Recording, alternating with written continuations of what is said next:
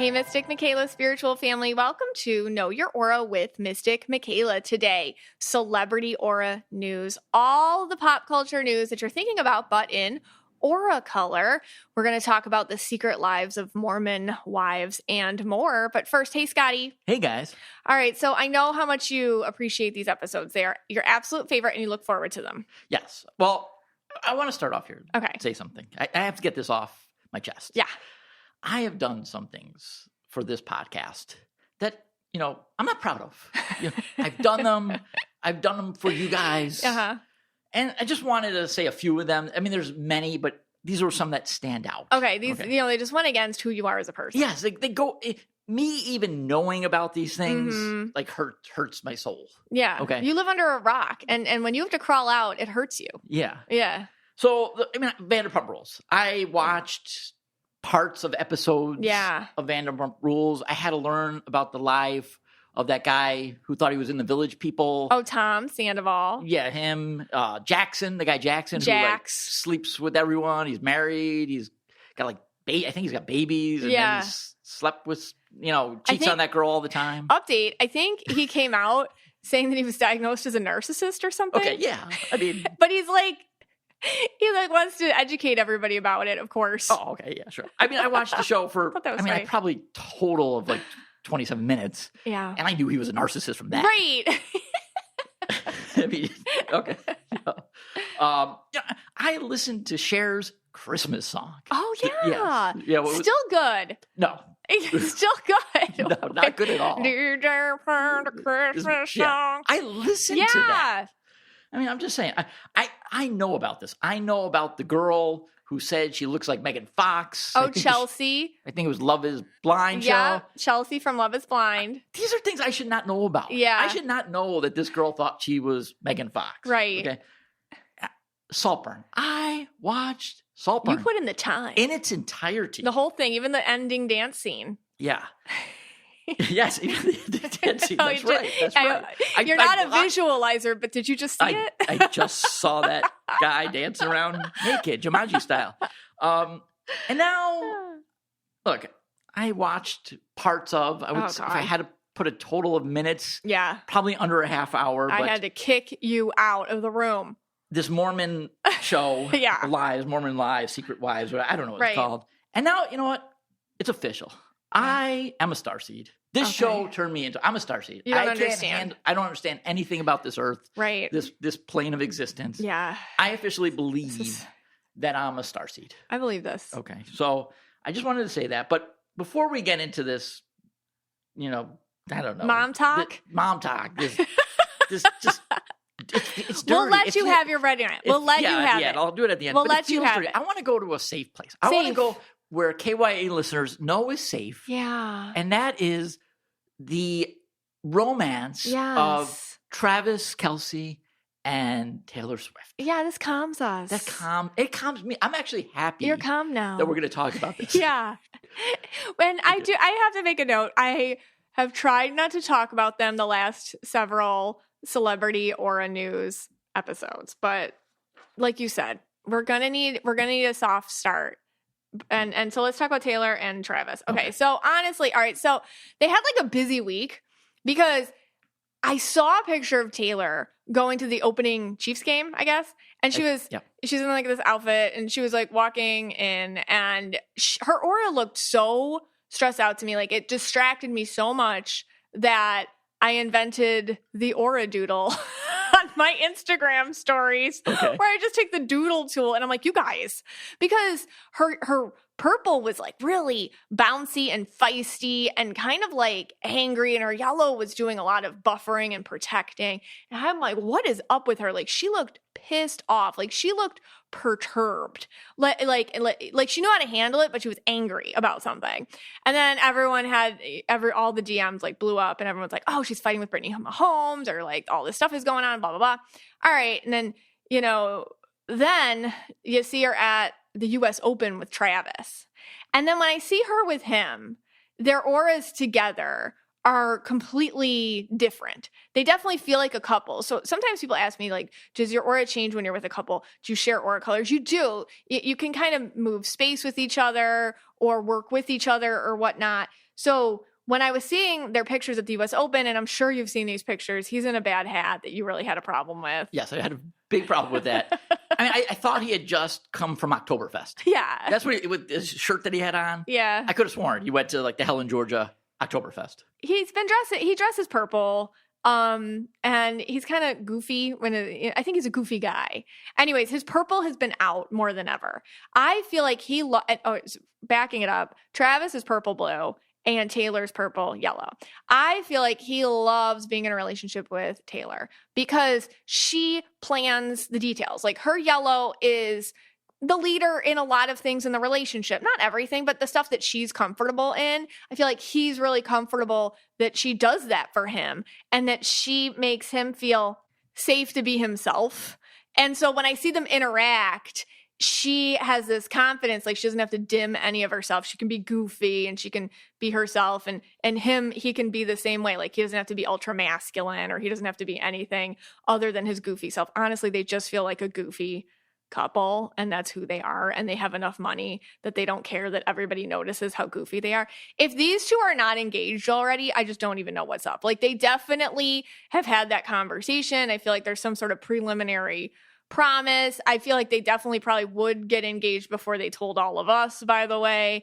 It just feels to me like this is a done deal and we're just working on maybe the details, because they have so much money and what your claim is, I guess she's yellow and there's a lot of PR people involved. Yeah. There are a lot of team members involved in Yes. those. So you're basically saying that this engagement could have already happened in private. Honestly, yeah. Possibly. I said this back in the prediction episode Okay. at the beginning of this year. I just feel like with them, it makes sense. Like she's too yellow to do anything without planning it appropriately. Right. But she also likes her intimate emotional moments. I feel like that's really important to him too. So these are the two that probably would get like engaged looking at each other on the couch at home or something like that. And then they're like, okay, this is so exciting. How are we going to launch this? How are we going to deal with it? Well, let me make my calls. And knowing Taylor, like she's in charge of his people too, by the way. So everybody's like working behind the scenes to probably just launch this to the public in some way. Now, a question for you. Yeah. Now, when I saw that photo of Travis coming from the Oktoberfest, I did notice that Super Bowl quarterback Patrick Mahomes and his wife were next to that. Oh, yeah. What was going now? And I Right. guess, I can't believe I'm talking about this. I know. Too, which is crazy. And then I guess the game before that you were saying earlier, yes, they were not together. They had So separate suites. What was going on in the aura at the tennis match? Okay. This is what I think is going on. This is this is not going to be political. This is just about people. Okay. All right. Brittany Mahomes and Taylor at that game where Taylor was walking in and her aura looked real perturbed. I guess they had separate game day suites. Must be nice. And then, then they're at the US and everyone's like, oh my God, they hate each other because Brittany Mahomes liked a tweet by Trump and everyone's like, oh, that must be it. Whatever. But then at the US Open, she's like hugging Brittany and it's like, oh, everything must be fine. Here's the deal. People have to work together, right? Like people have to get along. People, Travis and Patrick, there's a bigger picture going on. And I feel like a lot of this is, okay, hugs, love the person, even if you don't agree with the choices. That's the angle we're going with here. I feel like there's just a lot of pressure and organization around her. And Taylor, to me, feels like she'll just do it because that's what you have to do to get along with people and get along with your boyfriend's people, by the way. So I feel like this is her being a good girlfriend to him and making his life easier and also not completely pissing off an entire fan base, which is anybody that supports him, if that makes sense. Okay, so here's what it just feels planned. It's professional. Okay, so, it's just think about going to work. So let's say, I'm assuming the PR people got together and they made them, her PR people, his PR people, all the PR people, made them hug it out at the tennis match. Right. I'm assuming, correct? Yeah. So basically what you're saying here, and putting you on the spot a little bit, okay, is that you can't, the PR people can do that, but in their aura, they can't lie. So yeah, is that correct to say? I think Brittany's definitely don't hate me. That's Brittany's thing. In the public eye. And also in her aura. In her aura. To me, Brittany definitely has her ideals and what she wants and her beliefs and whatnot, but she really doesn't want to tick off Taylor. Right. As that is a really scary thing to do. Like, you do not want to tick off Taylor. And so I feel like that's part of it. Like, there's a submissiveness in Brittany's aura around Taylor. So, like, Brittany gets really submissive in her red purple aura, which is weird for red purples. Okay. That's what I see. But yeah, So when Taylor's done with this public display of PR-ness, and she's in the limo with Travis, and they've gotten away from these two, is she saying, "Oh, thank God this is over"? Like, you know, all right, we just did what we had to do. Yeah. And now I can go back to thinking she's I think Taylor. And I know I'm putting you on the spot. Yeah, I don't know that I couldn't answer. Yeah. I think with her, just her aura, she's a very confident person, and she doesn't want to fight with people in that way. And it feels to me like how you would deal with a coworker at work. That, listen, we're not going to be best friends, but I do when I see you, don't want it to be awkward. Right. And I feel like they both have that feeling with each other, and I feel like Taylor has that feeling with her, and I don't think Taylor wants to destroy her or anything like that. I just feel like it's like, this is awkward, this is uncomfortable, you know, whatnot. Right. That's kind of what I feel. And then right after the U.S. Open, then she like threw her support behind Biden. Taylor did. And then right after that, Harris, you're saying. Sorry. Yeah, Harris. It's hard to keep up with all the changing. You can see how political I am. Right. I'm like, between that guy, that lady, never mind. Then she was at the VMAs. Now back to the aura. Okay. Taylor's aura at the VMAs, she's wearing this like yellow dress, is so flippin' confident. Like, her yellow, now she doesn't look perturbed or upset or angry at all. Now her aura is completely, there's this yellow around her. Underneath, all the purple is freely moving all over the place. And to me, that means that I made my plan. I have my structure set up. My foundation's good. Like, she doesn't care if people hate her or not. It's more just kind of like, is my foundation good? Did I do it? Did I execute the plan the way I wanted to? And is this something that I can like lay my head on my pillow at night and sleep well? And for her, if all those answers are yes, then she's fine. Okay. You know, so I feel like with her, like I was calling it an unbothered aura. Like, she felt completely unbothered to me. And here we are. So that's just Taylor. But when I see, and this is the other thing I wanted to bring up with Taylor and Travis. This is going longer than I meant it to. I feel like we're in our happy place right now. Yeah. It's okay. Yeah. Everybody. We know what's coming. I know what's coming. Okay. Yeah. So it's good. All right. Travis, I feel like Taylor is helping Travis segue out of football. Okay. You know, which you have to. Yeah. He's older, isn't he? It seems like his time in football might be coming to the end. Yeah. You know, close to the end. And I feel like that's really, for somebody like Travis being purple-blue, that would be, it's scary for any athlete at this level to look at the end or retirement. And he's young. And it, like, I don't know what replaces a stadium of people chanting your name. Like, that is hard. That's a hard thing to leave. It's hard to even comprehend that. Like, and I feel like Taylor understands this for him, so she's starting to give him plans for the future, which a yellow aura person can do. And she's speaking to his purple. And she's like, do you want to be creative? Look, you can go do this. Do you want to work in the industry? Do you want to work in entertainment? Do you want to work on this? Let me set this up for you. Like, what are you excited about, Travis? And let's do it. You know, and I feel like she is making this pathway for him so that when it is the day that we're like, okay, I'm retiring from football, it's like, nostalgic and a bittersweet ending, but it's not like detrimental. I go into self-destructive purple mode and I'm, blue all over the house or something for like a year. Cause like, that's what happens to these poor athletes when they're done. So anyway, so I feel like she's starting to scaffold a bridge between this world and his next world. And it's all, the way that she works, she just master plans everything. There's not one thing this girl hasn't figured out ahead of time and what trajectory it's going on. She knows she plans for it and it happens. That's how she manifests. Anyway, she's doing it for him. And he just feels like when I saw them in that couple picture at the US Open, his purple is free. Like, he just trusts her. He's like, let's go. I'm cool with this. Whatever. This is so exciting. My life's great. Like, they feel real good.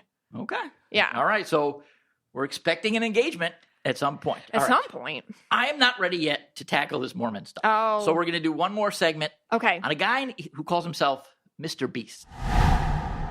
Hey, Scotty. Hey, guys. Okay, we have a brand new sponsor, and you're already a huge fan of Factor. Yeah, I had the other night, I had the sun-dried tomato roasted chicken with zucchini noodles. Oh, yeah. It was absolutely amazing. Tasted fantastic. But best part is, Alex, look, sometimes I don't eat the greatest, but this makes you feel like you ate like real healthy. Yeah. And it feels real healthy. I assume it is real healthy. It is. Yeah.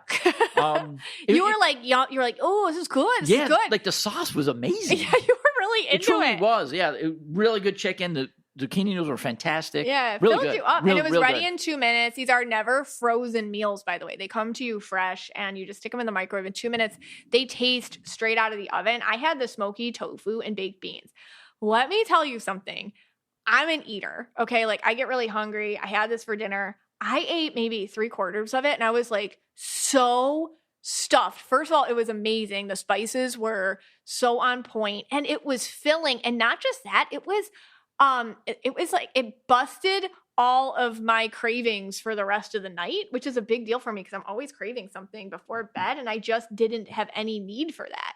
You can treat yourself to restaurant quality meals that feature premium ingredients like filet mignon, shrimp, blackened salmon, and then you keep kitchen time to a minimum. Factor meals are ready in 2 minutes. There's no shopping, prepping, cooking, cleaning up, and you just enjoy effortless support for your lifestyle. You can choose from 6 menu preferences to help you manage calories or maximize protein intake, avoid meat, or just simply to eat well balanced. So head to factormeals.com/KYA50 and use code KYA50 to get 50% off your first box plus 20% off your next month. That's code KYA50 at factormeals.com/KYA50 to get 50% off your first box plus 20% off your next month while your subscription is active. Hey, Scotty. Hey, guys. All right, so we're going to be talking about this guy, Mr. Beast. His actual name is Jimmy Donaldson. Mm-hmm. I actually know who this person is. You do? Through the kids. I've heard a lot about Mr. Beast. I've actually had to watch some of his YouTube videos. Right. I don't know, but, I bought his candy bars. One day the kid's like, we have to have Mr. Beast candy bars. It's the best chocolate out there. Like they believe it. They believe it. I took a bite. I don't want to ruin his brand or whatever. Oh, because you have the power to. Okay. It's not even as good as a Hershey's, okay? Sorry, Mr. Beast, but it's not that good. Anyway, but yeah, he does like these videos. If you don't know who he is, he does these videos and he puts people in like kind of weird situations. Yeah. And then he gives, I'm assuming it's all true, and then he gives them money for doing it. Like one I saw, he put a guy, how long the man could live away from his family in a supermarket. Right. And he had to get rid of all the items in the supermarket to make a certain amount of money. And they kept like upping the ante on and they kept him. doing it and then making him do weirder and weirder things. And then shut off electricity, weird stuff like that. Right, now you have to sleep in the dark. And now, you have to give me all, I don't know, I don't know what they were doing. But anyway. He had to buy a certain amount of stuff every weird. It was weird, yeah. And, at the end of the day, he gets like a prize of like $10,000 or something. Yeah. Yeah. So he does like all these weird games like that. Mm-hmm. The kids like it. I thought it was harmless, like, all right, this guy's kind of strange. These are like weird, like things like maybe like billionaires do, like with subjects, like just for their own enjoyment. Yeah, like rats. Yeah, like that's what it seemed like to me. Like here's this billionaire. I don't know if he's a billionaire or multimillionaire, Mr. Beast. And now he's got these people doing his little bidding, and he watches it like like Mr. Burns from The Simpsons. So, but again, like I don't usually try to think about these things, so I'm just like, whatever. But let's see what's in the aura. He's here. a number one YouTuber. Yeah. The kids will stick up for him because he gives a lot. The kids do that, but not as much lately. No, not as much lately. Put it out there, yeah. Before what I'm going to talk about, they would stick up for him because he does a lot. He's done a lot for charity, and I think the environment. He's big on charity. Okay. So, anyways, there's been this. If you don't know, here it is, really quick. Beast Games controversy. So he got this deal with Amazon Prime to do basically like one of his videos, but as a reality show with 1,000 people in it. And what happened was there's like a lawsuit now. And I'll tell you, go look into it and see what they're accusing him of. But it's really some bad stuff, allegedly, just really abusive conditions for people. Also, that's an actual lawsuit and whatnot. And then there's also just kind of like out there this controversy that apparently he made insensitive, racist, homophobic comments. And I'll just say allegedly, because I don't even know that much about all this. And there was some associate who was accused of sending inappropriate messages to minors. And there's a big question, like, did Mr. Beast know? And he just like didn't look, or did look the other way, or did he, or did he not know? Like, as he claimed to not know that this was happening right under his nose. Okay, so let's talk about Mr. Beast's aura. He's super green. Like, this guy, if you look at him, I mean, it's just like lime green blaring at me. Like, that's what he looks like. Lime green? Lime green. It's like a lime green color. It's very bright. It's very big. It's very airy. It's just kind of like, I feel like he's never in one place at the same time. You could be talking to him and his brain's like in 8 different places. And he can focus on you, but he's also thinking about it, constant, like the gears. All right, how does this affect this? Like constantly noticing how everything interacts to create the bigger thing. I would call him also maybe like gamer green when he was younger, more like a gamer green vibe. Now it's turned into, I don't know, like a CEO green or something, like Mark Zuckerberg green, honestly, like that kind of vibe on him. Like, and believe it or not, he's blue. It's a super floaty blue. Looks like watercolor. It's extremely broad. This is what my take on Mr. Beast is. I feel like he's got, okay. Oh, and what I always say, aura colors aren't excuses, but they can explain behavior. So I'm not saying green people are like this. I'm not saying blue people. I'm saying Mr. Beast is like this, and I'm just explaining it through his aura. My vibe on Mr. Beast is that he has an end justifies the means thought about life. So very much like the scientist with the rats. I couldn't be a scientist with the rats, even if those rats are curing cancer. You know what I mean? Because I'm giving it to them and putting through all these horrific treatments and doing all these mean things to rats. I couldn't do that because I couldn't do that to the rats. All right, I couldn't do that. Like, I couldn't do that to one rat, myself. And I think a lot of people listening are be like, yeah, I couldn't do that to the rat either. Like, even, and that is the truth about me. I could not hurt a rat to help anything. So I feel like he could. And I feel like he looks at these people in his YouTube channel, you know, all the challenges and stuff like that. And now, and it was leading to views and leading to viral and leading to ways he could give back to the planet or people overall, or however he was using it for charity. He considers himself a philanthropist. I feel like he does not have the same feeling one-on-one emotionally to people the way that he does as a collective, if that makes sense. Like how I feel like his blue, instead of being one-on-one empathic towards individuals, it's more empathic towards the collective whole and how a system needs to work. Does that make sense?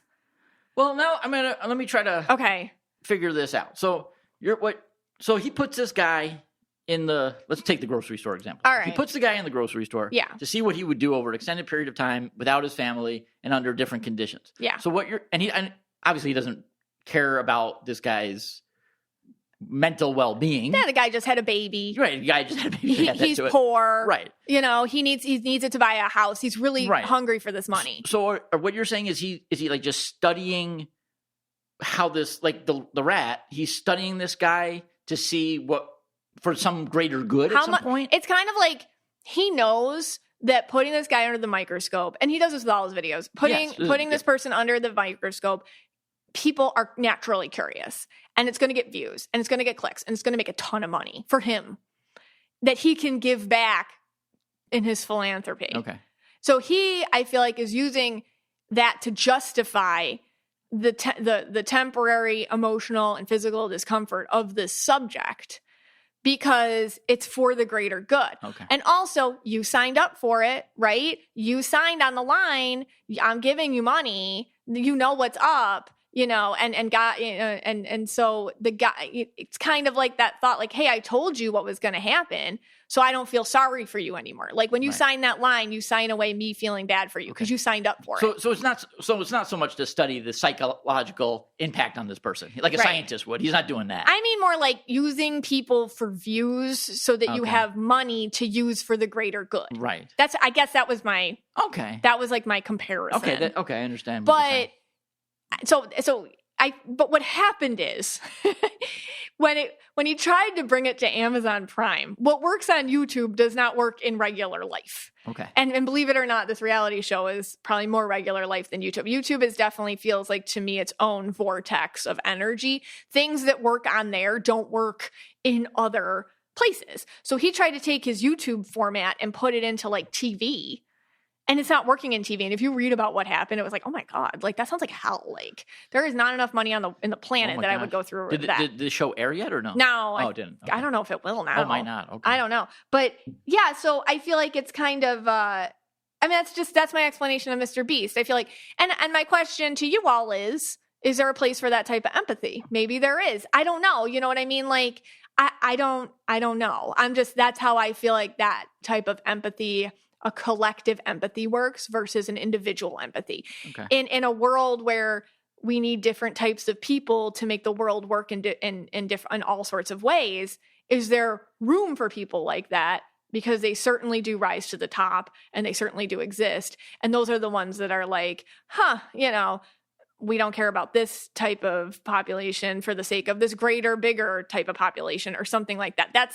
It gets kind of mad scientist to me. All right. Well, you said it much better than I could, because basically to me, I would have just said, hey, this guy is creepy and leave it at that. But all right. And I guess the question is, did he or didn't he know about his associate being, I guess he was allegedly accused of grooming minors. I'm going to say that I can't answer that, but I can say that he wouldn't, just from my vibe on Mr. Beast, he doesn't notice the same things other people notice. He might notice it and it might not register as important. Kind of like me, but opposite. Like if I'm in a situation, I'll know everyone's feelings and how everyone's doing and who's not getting along with who. Like I'll note all the emotional stuff first, but I might forget details that are more logical and that seem obvious to other people. So what seems obvious to somebody being like, hey, how did you not notice this?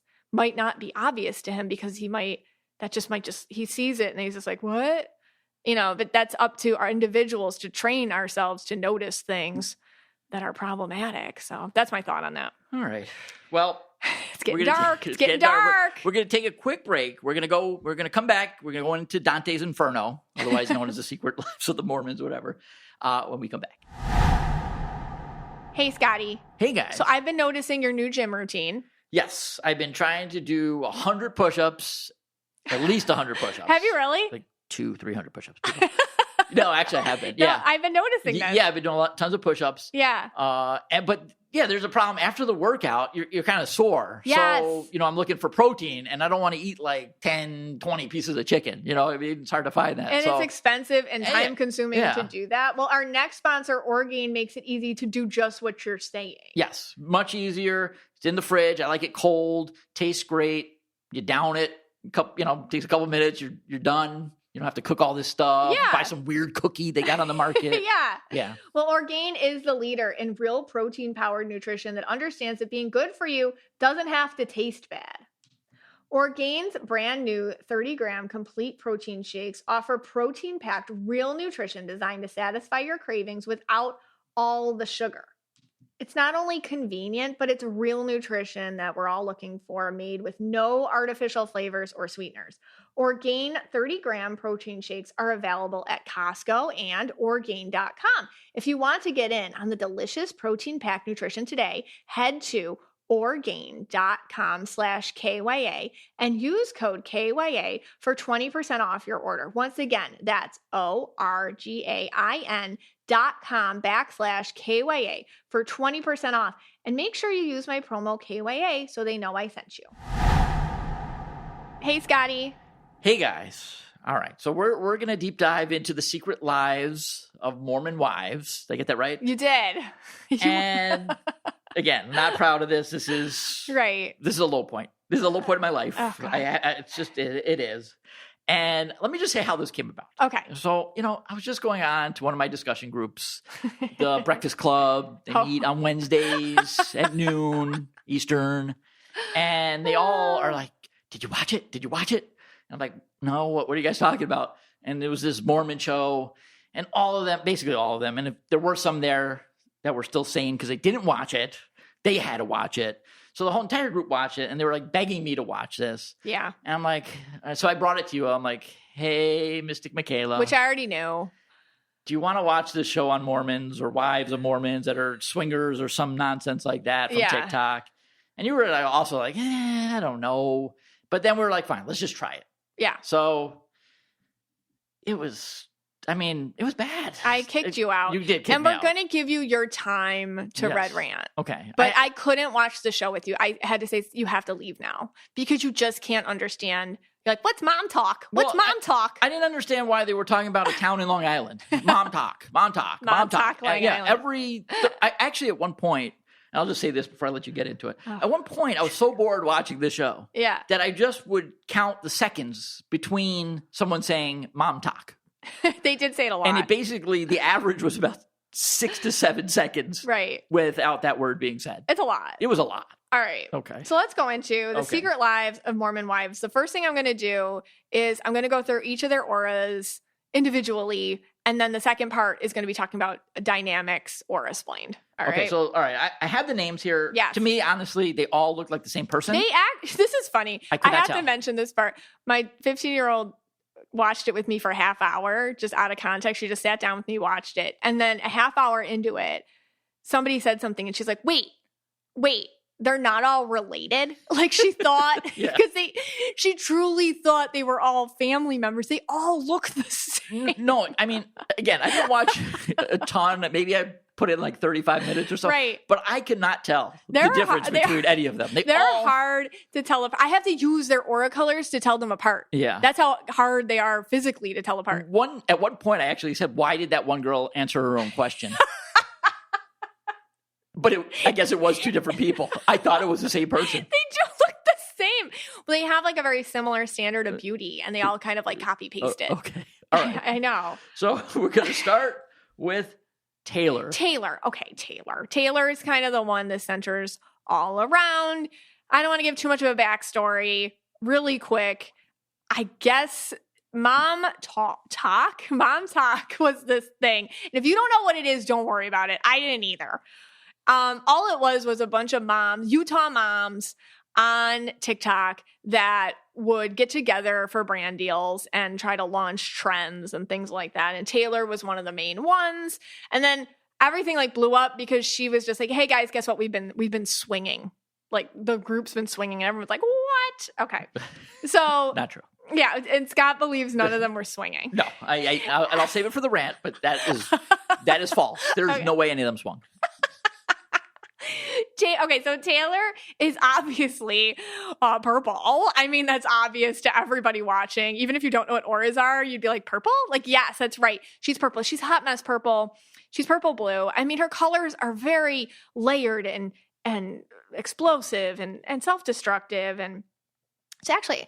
And even as messy as she is and addicted to drama as she is, and her vibration's chaotic, and she has to continue to make her life chaotic so that it matches her vibration, and the need to want to hug this girl and give her therapy, and the exhaustion that she brings you as you watch it, as she goes over and over and over. I'd rather be friends with her than like Whitney. And that is the absolute truth.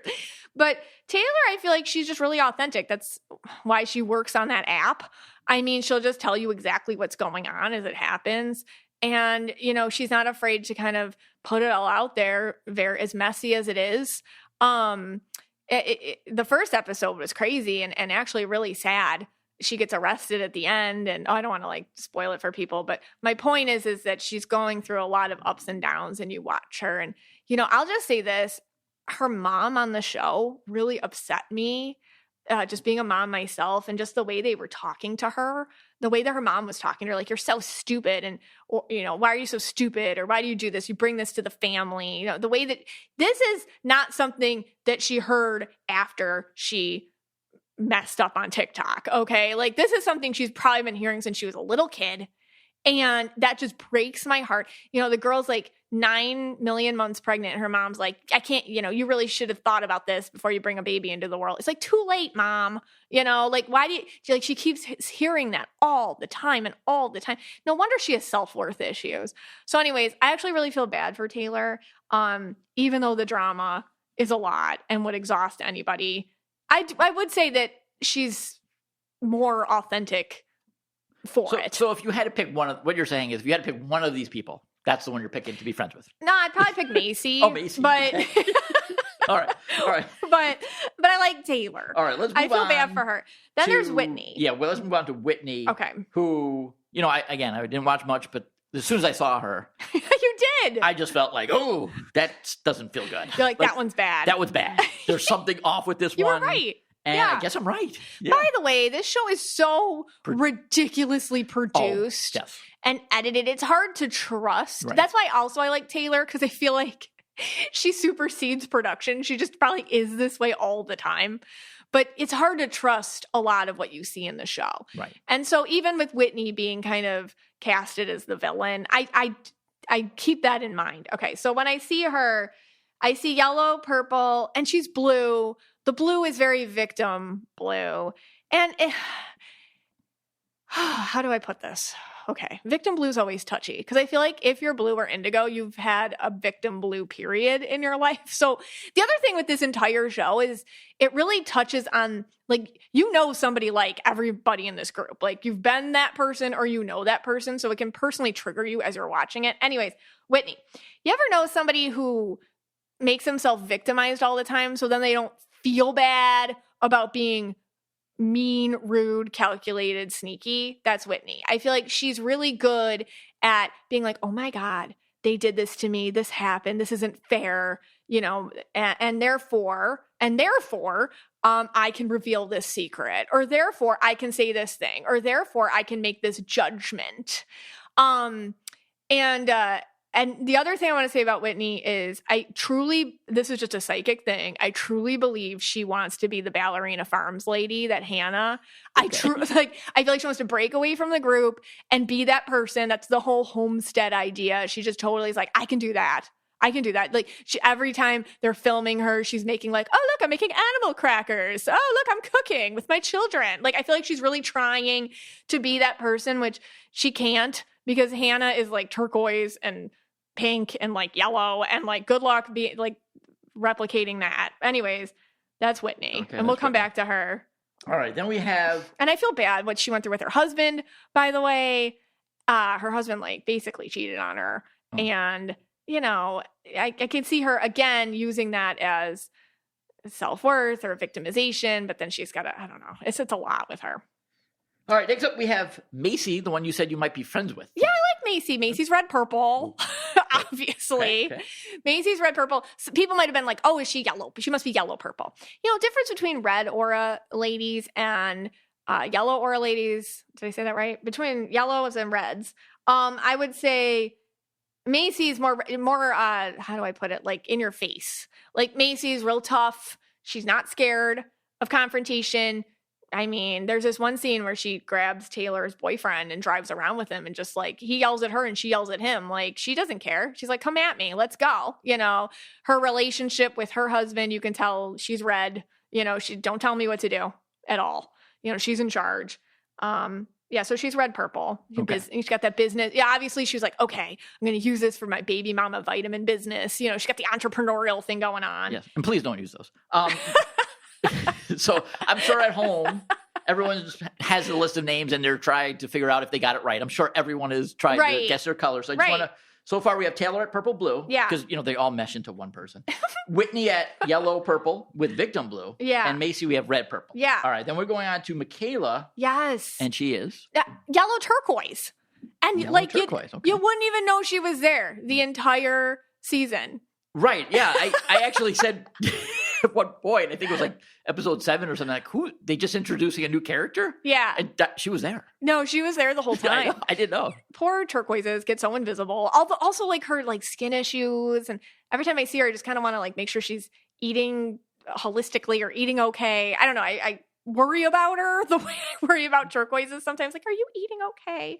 Are you okay? But yellow turquoise, my favorite part of Michaela, I feel like the only time it really showed for me, like the real Michaela, was at the very last episode. Whitney sits down with her at her birthday party. It's Michaela's birthday party, and Whitney sits down and tries to, like, give her a gift. And Michaela does the dead eye stare, like, off into the distance. And I know that because I have a turquoise kid. And when you get that, you are just like, shut out. Like, you are dead to me. I don't hear you. I'm in my own bubble. Like, and like Whitney just was like repelled by it. And I'm like, that is so turquoise, just to be like, dead-eyed stare. And it makes you feel so unimportant and not relevant.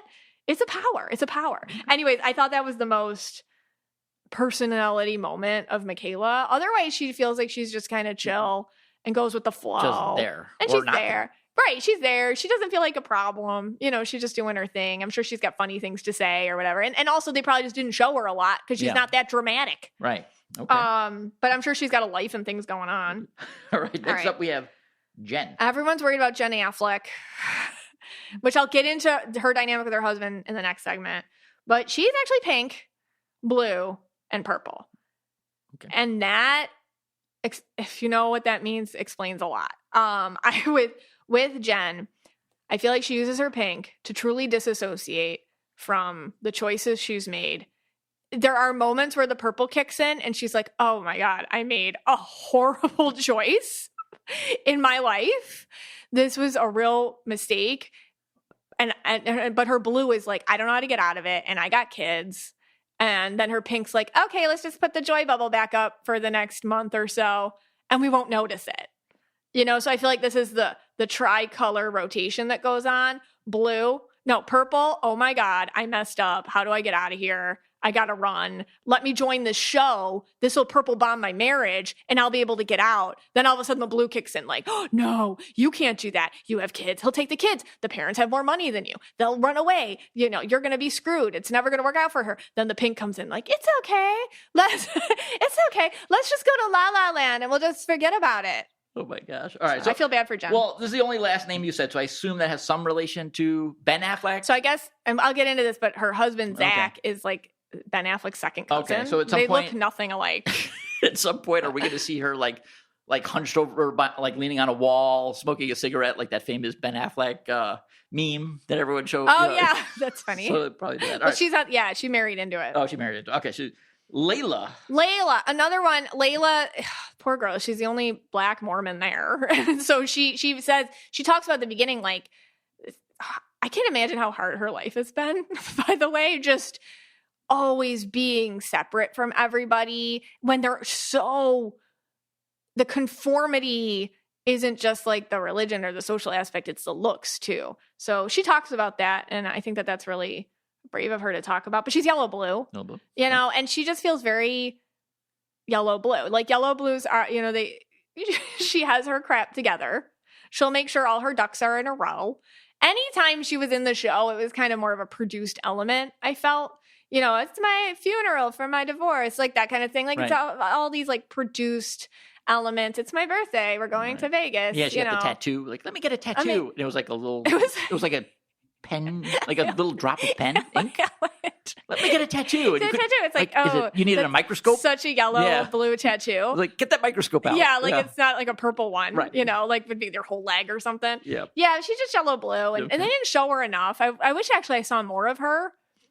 She really lit up when they talked about soda and what kind of sodas they like to drink, which is a interesting subculture-y thing that I want to explore more if we ever go to Utah. Demi. All right, so Demi is blue purple. She's married to an older guy, which is funny. Okay, so my thought is Demi's was at the beginning you see her kind of more triggered by Taylor, and Demi called Taylor white trash and stuff, and it got out. But anyways, they're the same. That's the thing. Like, so I feel like when you see somebody who reminds you of you, you can kind of really be bothered by them. Demi's blue purple too. And I feel like she'll see Taylor just kind of say the things and be the thing and do the thing and blow up the thing and not give a crap who's looking. And these are all things Demi probably has her own impulses to do, but shuts them down.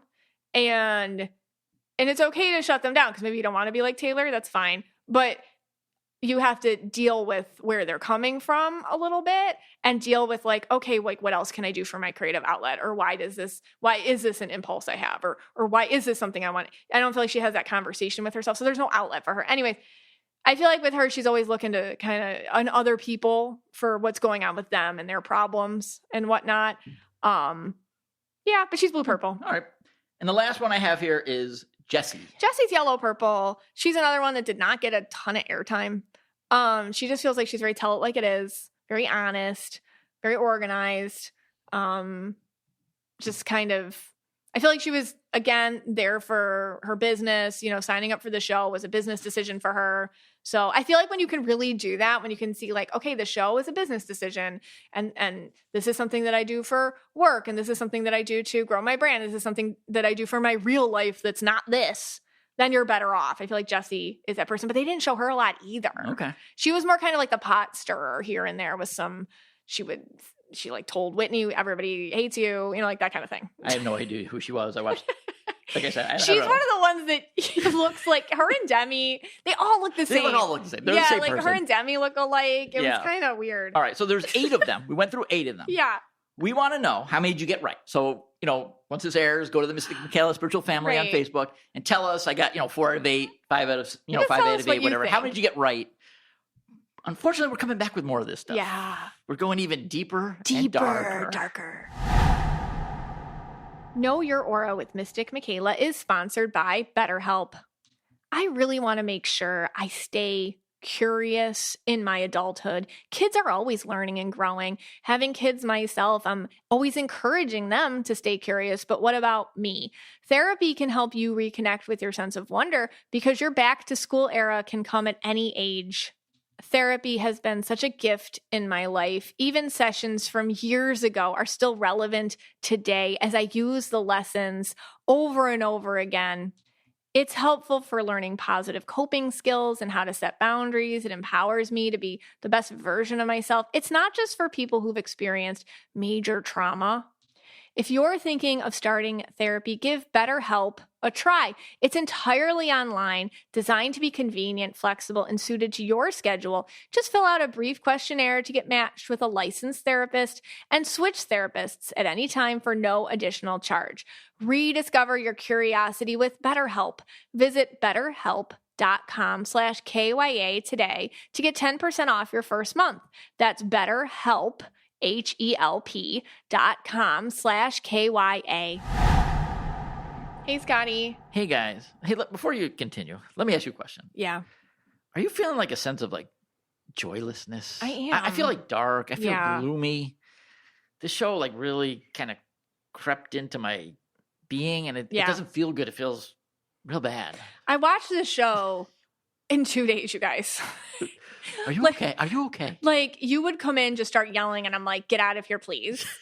Yes. Abby, my little one, came in. She's like, Mom, this isn't good for you. She actually said, Mom, this isn't good for you. Yeah. I really feel it wasn't that healthy. It's not. And that brings me to my first point. I think before I get into the dynamics of the relationships in the show, let's talk about how empaths react to a show like this. I do feel like they picked a lot of this stuff because they picked these people. They're very real. There's a lot of trauma here. It's kind of like that SNL skit, Stefan. He's like, this show has everything. It's got like religious trauma, baby daddies, abuse, insecurities, teen pregnancies. It's really, really stressful.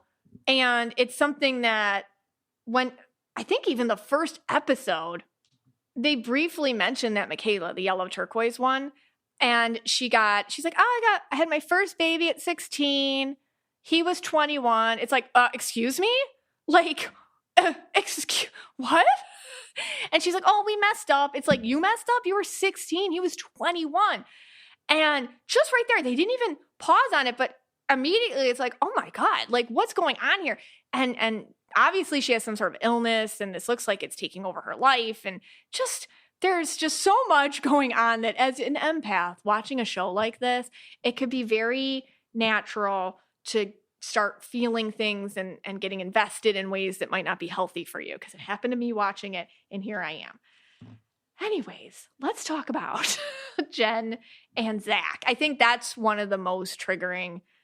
I mean, I don't know if we could rank the triggers here, but Jen and Zach were very much featured. So like I said, Jen has a pink, purple, blue aura. And like I mentioned, her purple will tell her like, hey, this isn't great. Her blue will get her all scared and feel guilty. And then her pink will allow her to disassociate. And the pattern continues over and over again. And Zach is, now, here's the thing. I think it's great to love your kids. You know what I mean? I think it's a great thing to love your kids. I think you definitely should love your kids. You should tell them that they're great. But I feel like some people tell their kids that there's nothing wrong with them and there's nothing they have to work on, and they're the sun, moon, and stars, and they're also just the best. And I feel like that happened to Zach. So really the worst person is Zach's parents and his mom. When I saw they had like a little episode where people were coming over for, I don't know, a baby blessing or something, and I saw his mom and I'm like, that one is nuts. Like that one is, I just saw, I told you so yellow. Her son can do no wrong. You have to come in and just be his lady, like subservient wife forever, because he was told he's always right and he has no coping skills if he's not. So when I see Zach, it's chameleon green. Every time I see this guy, it's a different color, which to me, because chameleon green, and if you're interested in learning more about that term, I came up with episode 203. But chameleon green isn't actually green. It's like chameleon. Like he just switches his colors depending on the situation. He doesn't know who he is. And personal responsibility is very uncomfortable for him. You find out in the show he's got some sort of gambling problem and he's gone through a lot of money and Jen's the one making the money. But he uses his position in the church as priest holder and the superiority that he's just leaning on that like a crutch so that he feels better about himself. So there's this one episode where she just accidentally got dragged to like a Chippendales show with for obviously productions like Don't Tell Jen, let's see how her parents her husband reacts. That's 100% what happened, because she calls him and he's just like, he was waiting for this moment. He's like, oh, this is like subconsciously. He's like, oh, thank God, because I felt like such a loser. I've blown through all this money and she did this one thing. And now I'm going to make it all about how she's evil and awful and terrible. And I'm going to divorce in her character. I'm going to keep her lower than me. And it's like, he was easy prey right there.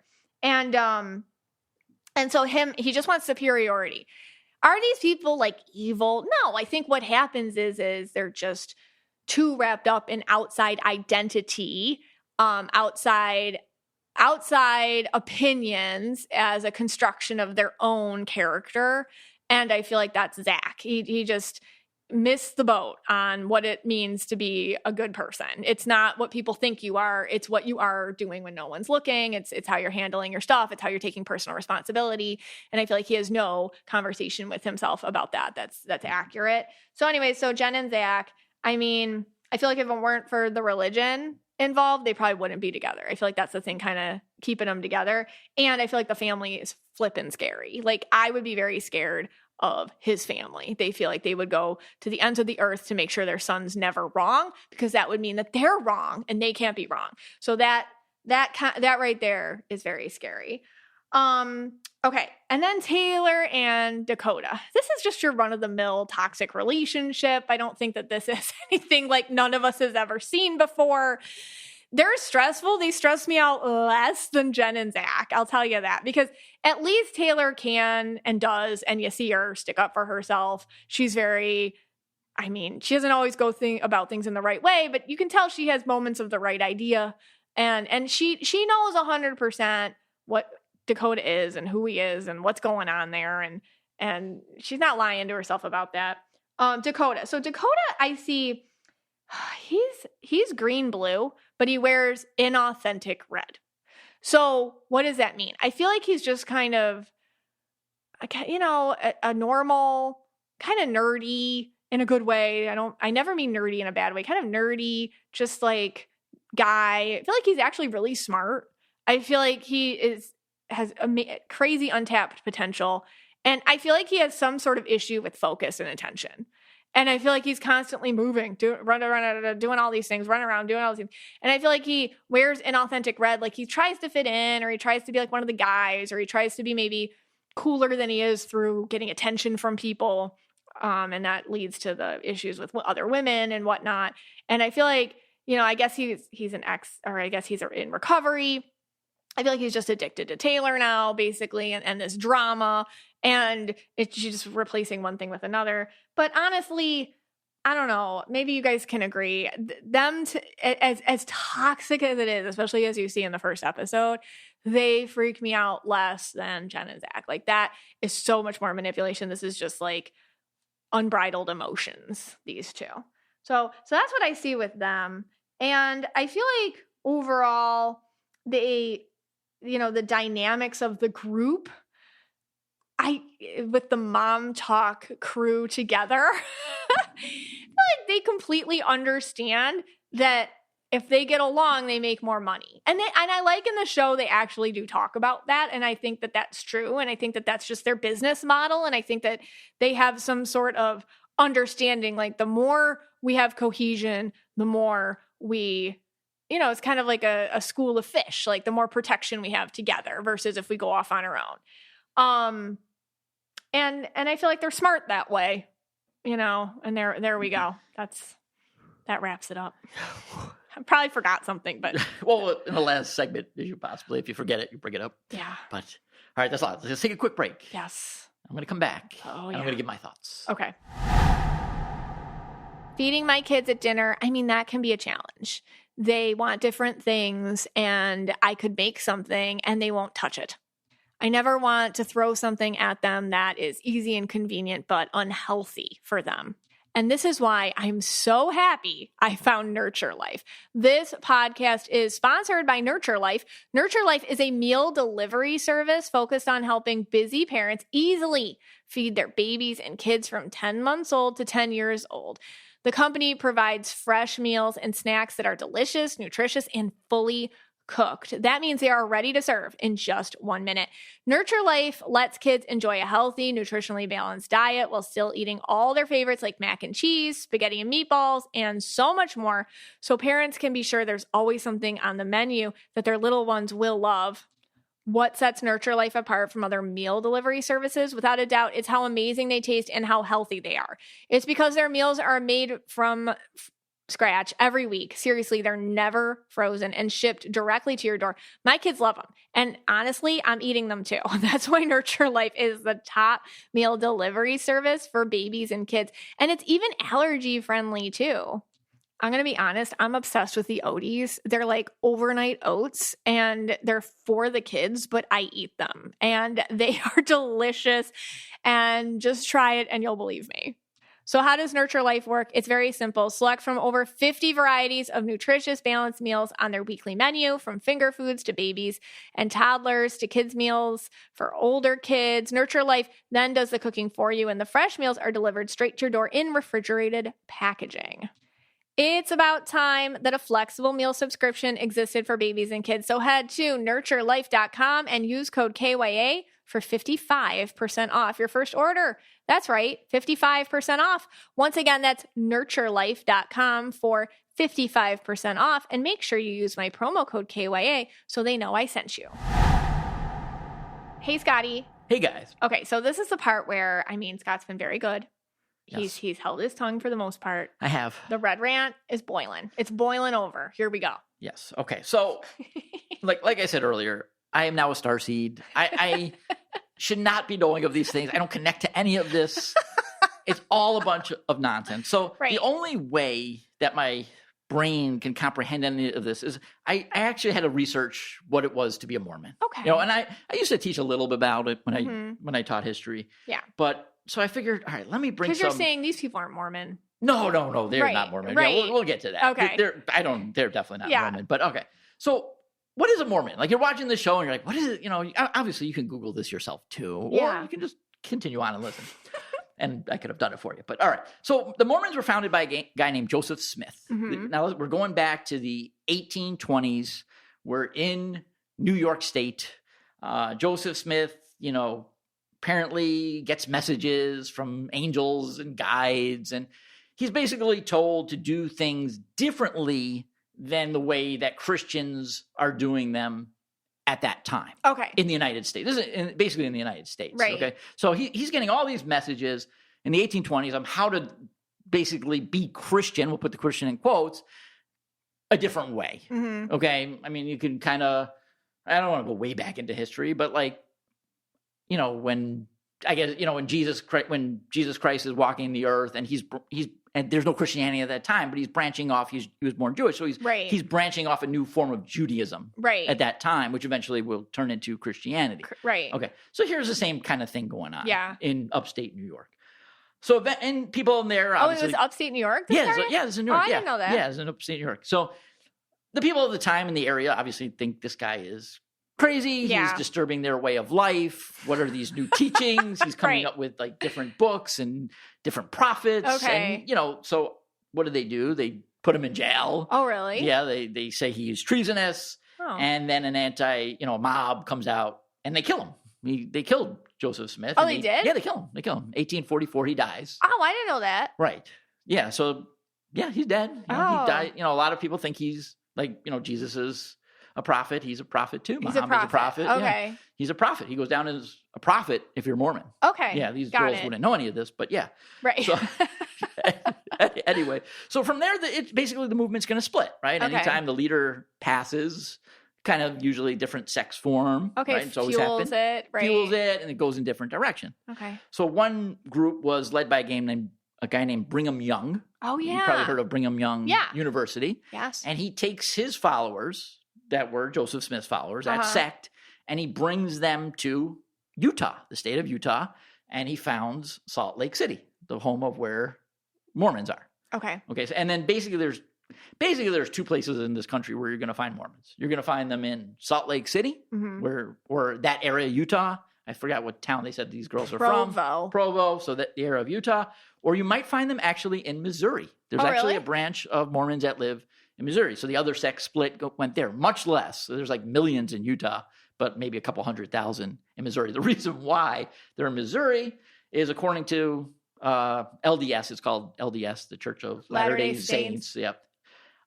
When Adam and Eve were kicked out of Eden, okay, they went to Missouri. Oh. Yes. I know you didn't know that. I didn't know that. Yes, they went to Missouri. So that's where they wound up. That's where the bad, that, what? Yes. That's God's get out of this perfect place and go to the bad place, and that was Missouri? Go to Missouri, yes. Maybe that's why the Chiefs are winning all the Super Bowls. They got the luck of, Adam and Eve over there. Okay. But the Mormons, a sect of the Mormons believe that. Okay. That they went to Missouri, and thus there's about 300,000 of them, Mormons living in Missouri today.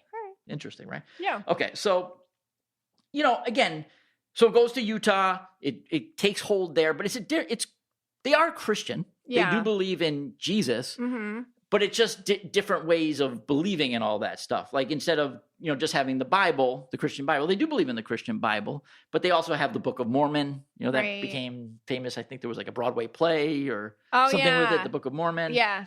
They follow the doctrine of the covenants. They follow the Pearl of the Great Price. I don't really know what these books are, but they follow a few different things. Okay. They also don't believe the Father, the Son, and the Holy Ghost are one. Oh, okay. They believe in three separate: Father, Son, Holy Ghost. So three gods. So they're not. So they don't believe in the Trinity. Right. They don't. Right. Okay. So that would be more like polytheism, because they believe in more than one God. Yeah. Because they don't believe Christians believe in the Trinity, but they believe it to be one. Yeah, right. Mormons do not. Okay. So anyway, all right. So that's just a little history of the Mormons. That's why it ended up in Utah. The differences, right? Right. Okay. But they do have a code of conduct. Yeah. That is stricter, I would say, than your average Christian. Yes. I mean, I'm sure in Catholicism you could find these too, right? Or any branch of Christianity, but they do have a strict moral code of conduct. Okay. So I went through that code of conduct, and the first thing I realized is none of these people in the show follow any of these rules. Right. So thus, I don't believe that they're Mormon. Right. Okay. So can you be Reformed Mormon? Well, let's go through the list and then see. All right, so here, this could be the Red Rant if you want to call this overtime. Overtime. Oh, okay. Scott cannot be responsible for the Red Rant to follow. Right. You can go. You can go now. You're probably exhausted from all this anyway. It's probably a good time to leave. All right. Overtime. So the number one code of conduct is be honest. Oh. Okay, so right off the bat, every single one of these people are lying. Yeah. They're all lying. Yeah. They're from being swingers to everything they say is a lie. Right. To me, everything that comes out of their mouth is a lie. They're not Mormon. Uh-huh. They can't be Mormon. I mean, they could have been born into it. Yeah. But they're not. The culture of it. Right. They're just using that word Mormon for a show. For views. And for a TikTok corner. Correct. Right. So number one thing, be honest. Okay. And I didn't see any honesty in the show. And the producers, too. They're just as much at fault. This thing is, like you said earlier, totally produced. So produced. There's not, from them, bringing out, let's play, Truth Box or something. Oh, I know. Just setting them up for these things. Yeah. Or, like you said, going to the Chip and Dale show, whatever. Yeah. Okay. Number 2. Live a virtuous life, abstaining from Jumanji before marriage. Oh. Or inside of that marriage. Like, thou shalt not commit adultery. Oh, right. Right. So, according to all these people, they were swinging and kissing and hooking up. To me, I think they misunderstood the term swinging. I think to them, they believe that's holding hands. Yeah. But nonetheless. No, I know. I think it came out soft swinging. Yeah, that So what's that? It's maybe paint each other's nails or something. You kept saying there's no way. There's no way. There's no way. There's no way these people are doing nasty Jumanji things. No. Because just the way that they talk, it was really an anomaly because it's and I don't want to they look. Okay, how do I say this? And again, this is overtime. Overtime. They all look I was trying to guess their ages, right? And they all look in, I would say, late 30s, 40s, mm-hmm. But they're not. I think they're in their late 20s. Yeah, but they look older. Yeah. But then they talk like they're 15. Yeah, I know. So it was really confusing for me because the way they talked about Jumanji things, it was more hee, look at you and you didn't wear a bra today. Hee. Yeah, I know. And to me, it's very high school. It was so high school. And so that's why I know they weren't. But anyway, they just, again, using that lying to get views on TikTok and to get the show out. Attention. So the Mormon lifestyle would go totally against that Mormon. Or even if that happened, I think, because just coming from a Catholic background, even if there is premarital stuff, you're not advertising it. Right. For attention. Correct. For attention. Listen, this happens all the time. Right. This has always happened. Even though that's a rule that it's not supposed to. It's not that it happens. It's you're not supposed to advertise it. Right. And even I caught, again, you were always kicking me out, so I only caught pieces here.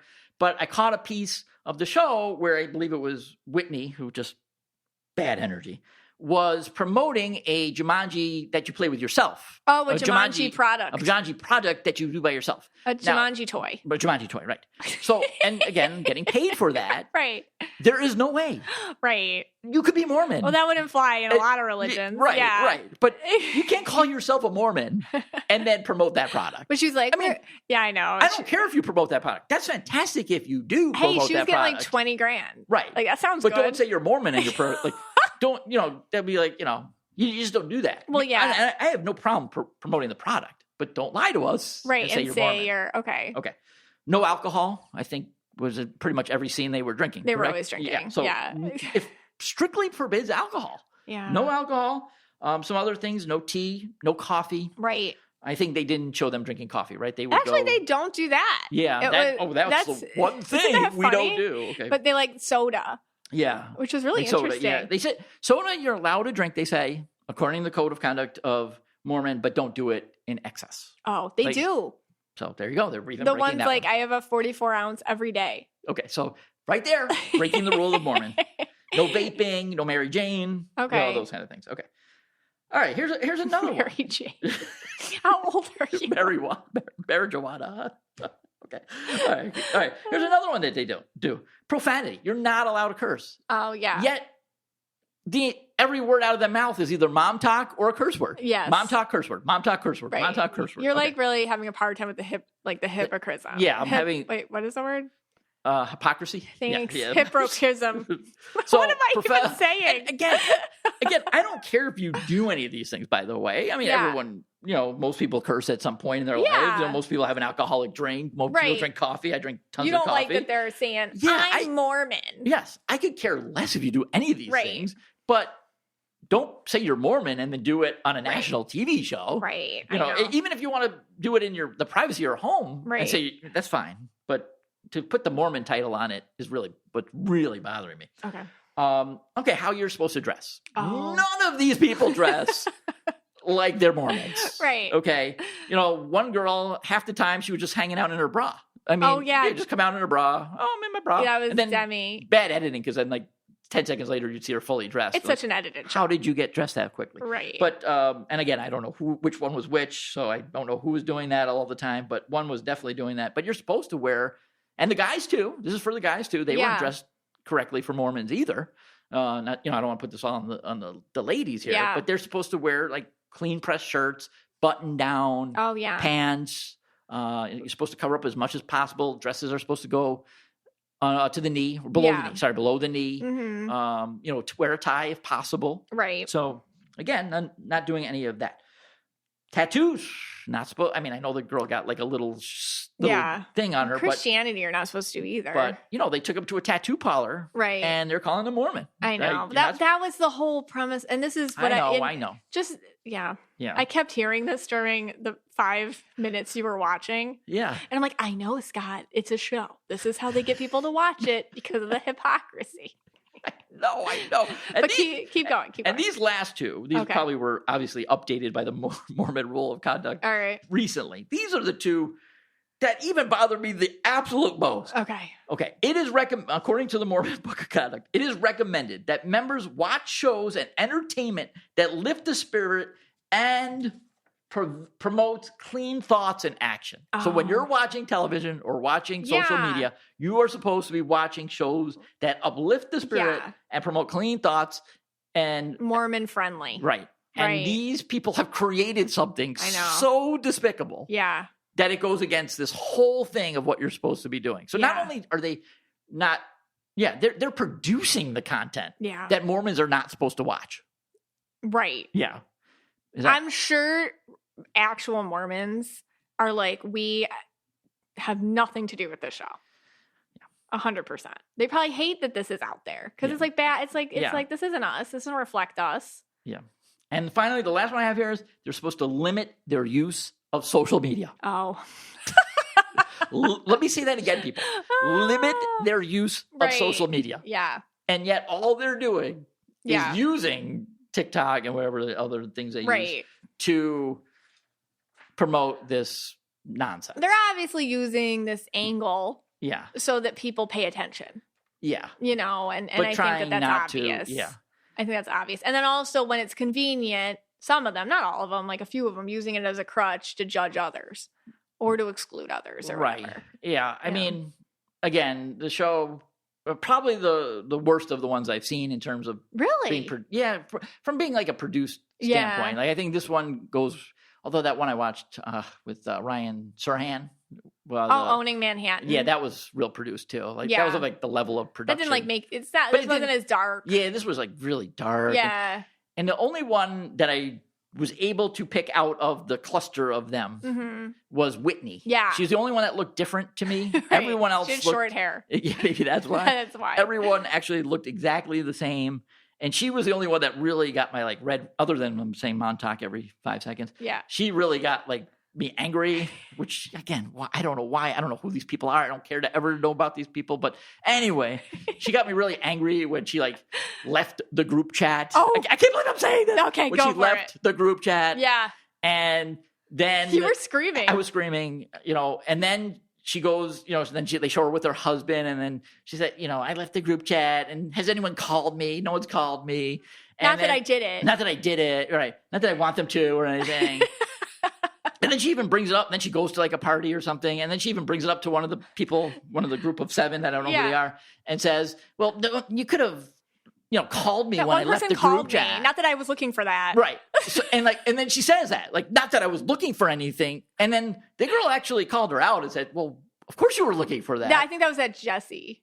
Yeah, I don't remember. I think the yellow purple one did.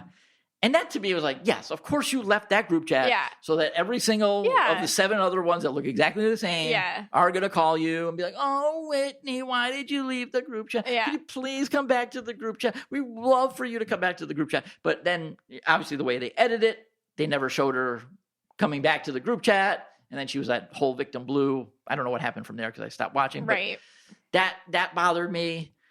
And then, just the idea of the things that they did, that one too. She did. I don't even want to mention it because it was like really disgusting with her baby or whatever.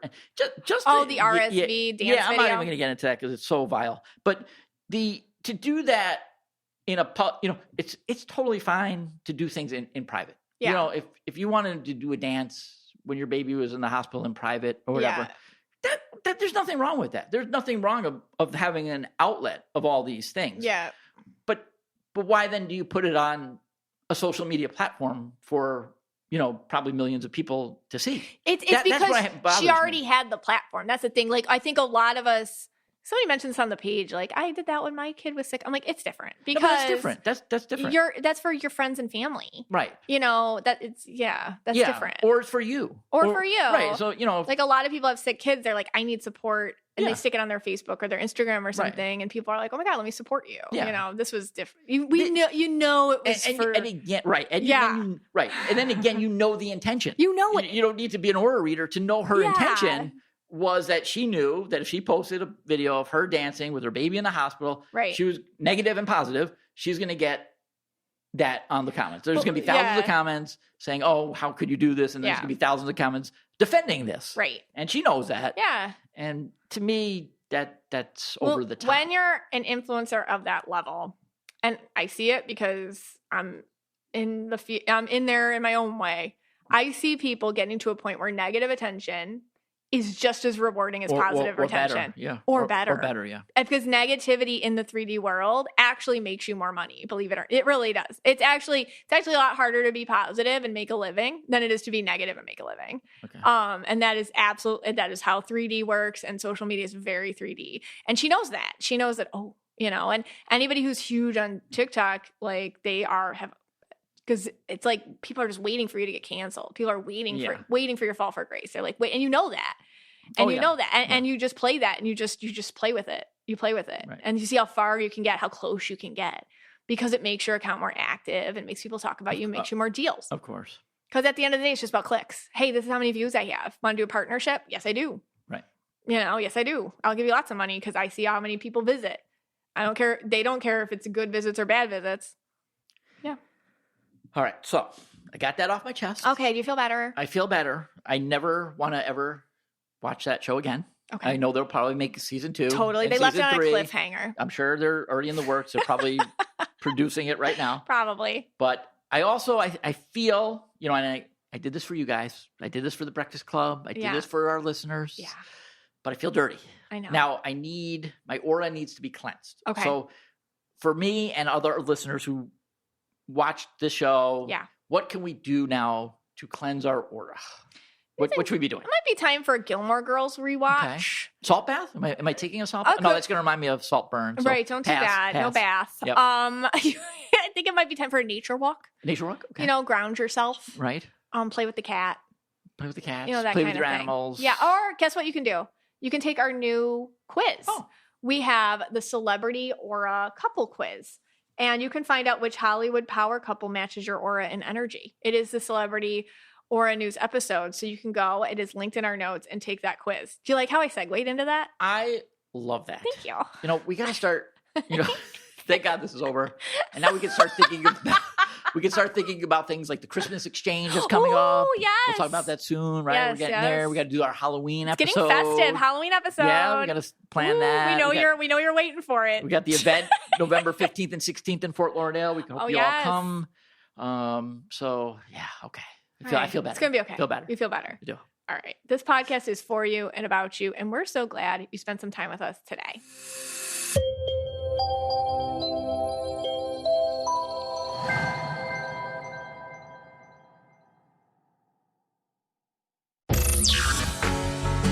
Hello, podcast fans. If you're looking for a new podcast, if you enjoy articles, books, pop culture, and hilarity, try listening to the Brain Candy Podcast. That's right. The Brain Candy Podcast has over 500 episodes of educational hilarity to satiate your learning needs.